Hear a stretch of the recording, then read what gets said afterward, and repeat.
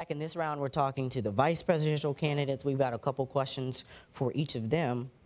The first question is, the SG Procedure Handbook says, in your role as vice presidents, you will assist the president in such executive matters as the president sees fit. How have you and your running mate decided to assign the role you will fill as vice president? You will each have 1 minute to answer this question. We'll start with Melina Williams. Okay. Theo and I, from the very beginning, have decided that we will run this race together equally. We do not see that there should be a huge separation between the two positions, because we feel that if one of us is not available to be there at a certain time, that the other should be able to act on behalf. Where Theo will serve as the position of president, I'm fully confident, he is fully confident in me, in my ability to step up in any process that I'm needed for.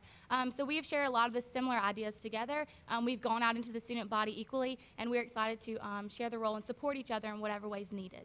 All right, next question, Danny Burrell. Same question, your answer, sorry. Yes, our answer is very similar in that we think Jay and I will be working together as a team. We've seen in the past administration that Stuart and Martina have done a great job in making both of their faces known all over campus, and we would continue that same legacy. You know, Jay Hudson will be working very closely with both the legislator and those in the Board of Regents, but I will also continue to have my face as a face of LSU, working with the students and however he needs. We have been a great team so far. Everything we have done has been working back and forth between each other, and I think that that's how our administration will continue to be.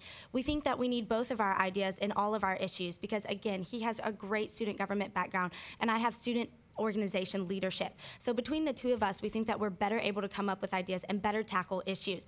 So as my role would be in student government, I would, again, be his assistant, but I would also be his team member and his equal, and we would work together to get both the viewpoint of student government and the average student to solve all of our issues that we undertake. Chris Sellers. Right, well, I definitely have to agree with both of, is this on? I definitely have to agree that both of my opponents basically said something that Brooksy and I do believe in as well, that we're strongest as a team, that we would definitely endeavor on most things as a team. But that is one reason why experience is so important in this race. Brooksy and I both have a lot of experience both inside and outside of student government. And so LSU is unique in that our vice president does have a lot of roles that he or she would serve in individually. For example, the vice president sits on the union board, sits on the sesquicentennial committee. But in addition to that, there's a lot of, in fact, almost every university committee has student representation through the student body president, but that person can't be there everywhere at once. Brooksy can't be everywhere at all times. So it's important that you have someone with a lot of experience who can step in for the role of that president on those committees and speak on behalf of student government and be knowledgeable on the issues. And that's something that Brooksy and I are very proud of in the pairing of the two of us. All right, the next question is, this year students have decided to support a $2,500 salary increase for the SG vice president. Does this change the role of vice president?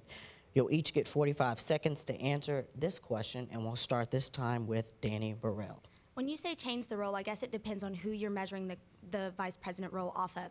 Martina did indeed get this stipend, and she did a great job being here on campus, basically taking this as her full-time job. I wouldn't change anything that she's done, in that I would see this as my full-time job. If I were to be paid for this position, then that is where all of my time, all of my effort should go. I would want to devote all of my time to both being a student and my classwork, but then my obligations as vice president. So again, from changing the roles, I wouldn't change it from this past year. In the previous years, we didn't see our vice presidents as around campus as Martina was. So I would change from the past. But again, the current administration has done a great job in setting an example of a vice president who is both accountable, accessible, and hardworking. And I would continue that with this stipend. All right, Chris. Absolutely. I think that this changes the role for the student body vice president. I'm so proud of the students for acknowledging the importance of taking a stance on this and passing this in the fall elections. What this essentially does, and I was someone who kind of helped with the legislation as well, what this will essentially do is allow the student body vice president to spend all of their time here at LSU. The Constitution now binds them to Baton Rouge and to the university during the summer and during the school year. And this is really going to allow them, kind of like Danny said, to really be out there with the students more. This year, unfortunately, our VP for the first semester had to hold down a job just to be able to support herself and serve in the role of student body vice president. That won't be as much of an issue next year because we have secured funding for the student body vice president. So I'm very proud to have supported that as a senator, and I think that it's definitely going to improve the role of student body vice president. All right, Melina. I I agree that this was a great decision on behalf of the student body to provide a stipend for the vice president, because I've seen Martina's face all over this campus. She has her hands in everything, and I think she's set a great example for all the vice presidents to come. And I think that the stipend that she's received is well worth it. I do not believe that changes the role of the vice president. I believe that they should be as fully committed with or without the stipend, which is my mindset going into this. But at the same time, I do believe that it changes the accountability that the students do have on the vice president. Since they will be receiving a stipend, they should have their hands in everything, and they should be able to provide their full attention to the role of vice president, just as the president would. All right, one more question for all of the vice presidential candidates.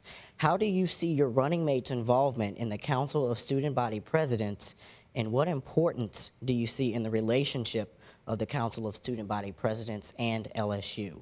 We'll start this time with Melina.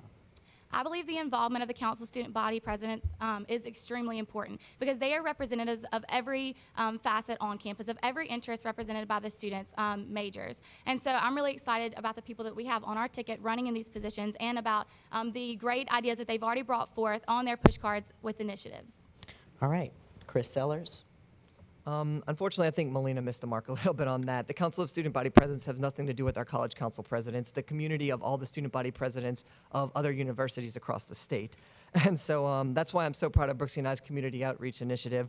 Brooksy and I want to make sure that we reach out specifically to Southern University and Baton Rouge Community College to work with them to see how our three universities and our three systems are so important to the state of Louisiana, and how we should really need to stress that the legislature secure more funding for them in the future.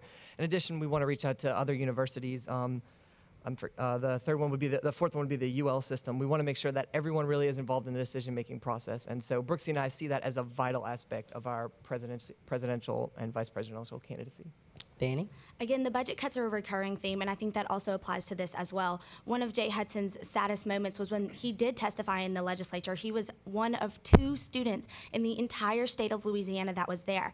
LSU or not LSU, we need to have more representation as a whole state if we're really going to make a difference in this budget cut issue.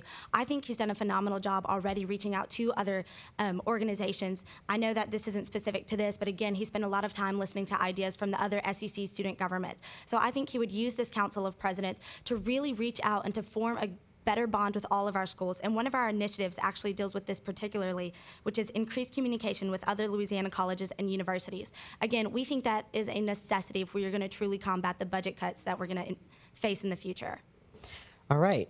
I will now allow each of the candidates to have a 20-second follow-up statement. We'll start again with Melina. Hi, I'm sorry for misunderstanding that question that you asked me, but I do agree that working together with the other student body presidents is very important. The initiatives that we have on our push card is a collaborative effort between the students and the student government. And I think that that's also important to recognize between the different universities, that we work together, especially in a time of budget cuts, to collaborate, bounce ideas off of each other, and produce the best result we can as a university.